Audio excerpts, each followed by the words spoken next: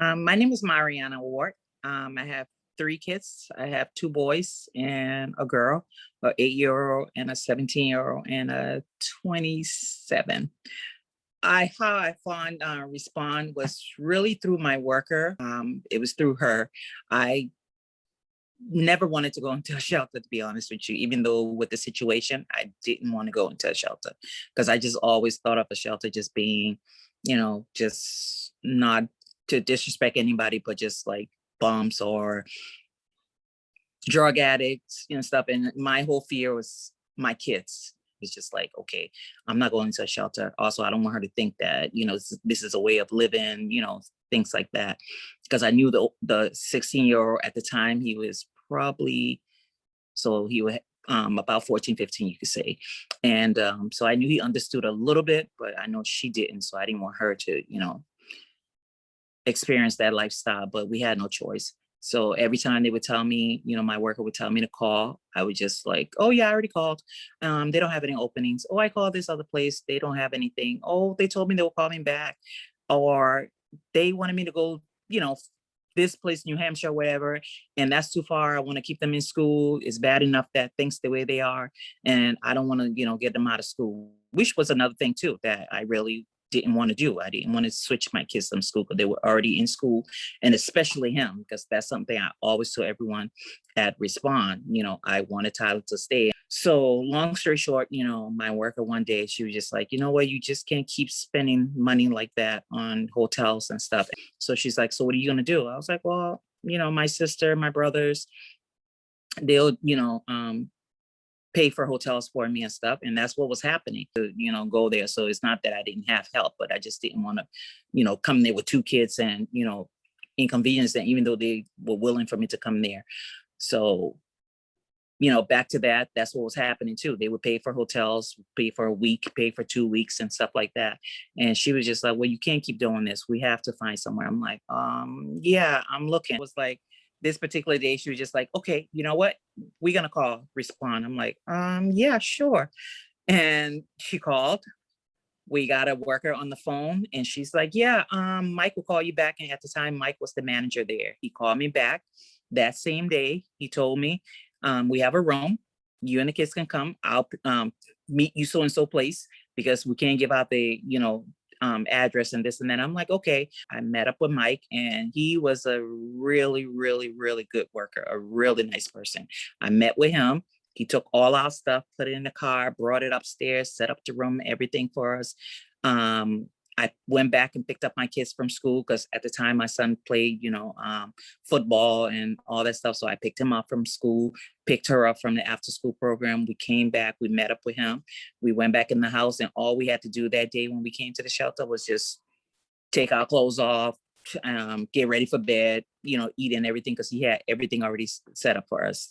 Had, our luggages, our packages, whatever we had with us, he already had it in the room all set up. And, he just made things easy.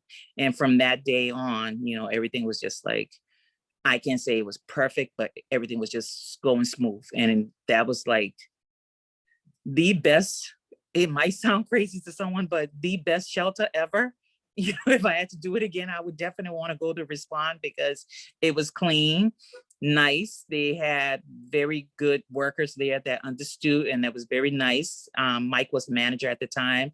He listened to you, he cared for you, even though he was a guy, but he never ever made you feel uncomfortable or made you feel like you can't talk to him. You could talk to Mike about anything, and anything you needed, he would give you. My daughter had little, not, I won't say anger issue, but just because of everything that was going on, she had little problems here and there. But Mike made sure he bought her all the sensor toys and stuff and bought her whatever he felt that she needed. He made sure she had it. Till this day, she still have the big box of sensor toys and stuff that Mike bought for her. And then we have Victoria, who, once she knew that she liked gymnastics, she made sure she went to gymnastic camp. She made sure she signed her up for a regular gymnastics school. She made sure whenever there was camp during the summer, she had her in there. They just went all out, not for me only, but for everybody that was there. But they made sure that whatever my family asked for or needed, we got it. There was not a day that I could say to you, oh, I needed this, and they told me, oh, well, we can't help you. We can't do this for you. No, whenever I needed something, or I asked for something, or I suggested something, it was there. Or they found it, or they found the person, or they made a way for us to get that help. I talked about cleaning up my credit. The next day there was a guy there talking to me every day, came, and we did, work on my credit. We send letter out and stuff. Till now, I went into the shelter with a credit score of 4 something, and now I'm up to 7 something. And that's just from them. I still use the tools and stuff that he told me, and still worked on it on my own.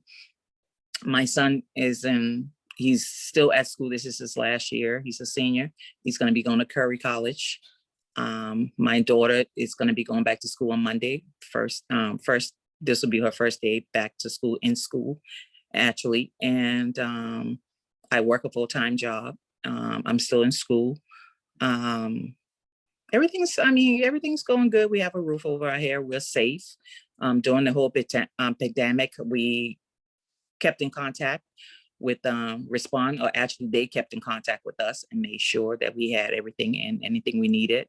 And whenever Victoria saw something or felt like this would benefit me or benefit my daughter, she made sure she called me or told me or text me or email me. And they made everything for me easy and possible for me. It made me also understand that I can do it, even though the situation I came there with, that I can get out of that situation and be a better person. That made me a little bit extra stronger to be able to do it, because there were times that I just said I was done. You know what? Till this day, she doesn't even call it a shelter. She's like, remember our old house we used to live in Somerville? And it's like, yeah, sometimes I too have to remember, like, what is she talking about? I'm like, oh, shelter. I'm like, yeah, I remember. Yeah. But she's doing good. She's doing good. All that outbursts, and Victoria knows what I'm talking about. None of that is happening, I mean, she gets worked up here and there, but she's not like the way she were before. She's come a long way. She still have the same team that she's been dealing with for the longest. So what I would say, because I think even though I said I was afraid, didn't want to call, I think also too that has to do with I want to use the right word. I don't know, self-esteem or pride. You have to put that aside. When you're in need of help or something is not, right, you need to speak up and, ask for help. It's the same as, mental health and stuff. We all are embarrassed to say we're mentally ill or something's wrong with us, but you have to speak up. You have to say something, because also too, when you have kids, you have to think of that. That's the most important thing. You have to think of your kids. So when you think of your kids, everything else just falls in place. You forget about your pride. You forget about, who you are. Because if you're by yourself, that's what I always say to people. If I'm by myself, I can sleep anywhere. I can sleep on a friend's couch. I can do whatever, but with kids, you can't do that. You have to make sure your kids are safe. And that's what I learned through this whole process, because I just felt like, okay, that's their other half, they have to be in their life. They have to be there. This and that. No, they don't have to be there. They don't, especially if they're not doing the right thing. They don't have to. So I would advise anybody, if you in that situation and you definitely have kids, not to say that you're not important, but if you have kids, you have to get out of it. You have to get out of it. And not all shelters are bad. I'm pretty sure there are shelters out there that's not suitable for any families, but there are shelters like Respond that's very, very, very, well equipped for the family. They offer a lot. We have people coming in doing self-care. We had ladies coming in where we planted a garden in the back of the shelter. They supply us with lounge chairs and stuff there for the summer, where we actually had 2 grills. We can cook and have cookouts and stuff, which we did a lot of that. They got a pool and stuff like that for the kids. I mean, they used to make fun of me because I would come out there with the swimsuit on and the hat and the shades and everything. And I'm like, you're living your best life, Mariana. I said, yes, I am. And I'm laid out in the sun. And who does that at a shelter? Really, truly, think about it. Who does that? But that's the life we were living at the shelter. you would never know we were in a shelter because that's how it was. You know, we had the grill, we had everything brand new. We had it all. We really did. It was not even a shelter. It was like, what do you call those places? What is it? A bed and those, you know what I'm talking about. Those places you go on vacation. That's what it was. Honestly, that's exactly what it was. Because there was some staff that would, you know, make breakfast or make food for us and stuff. That's really what it was. It was like you were on vacation, living your life until you wanted to get in there with, you know, in the real world. Better yet, you know. But you know, I would just tell them, whoever it is, you're out there, you need help. Just put your pride to the side and think of your kids and think of yourself and ask for help.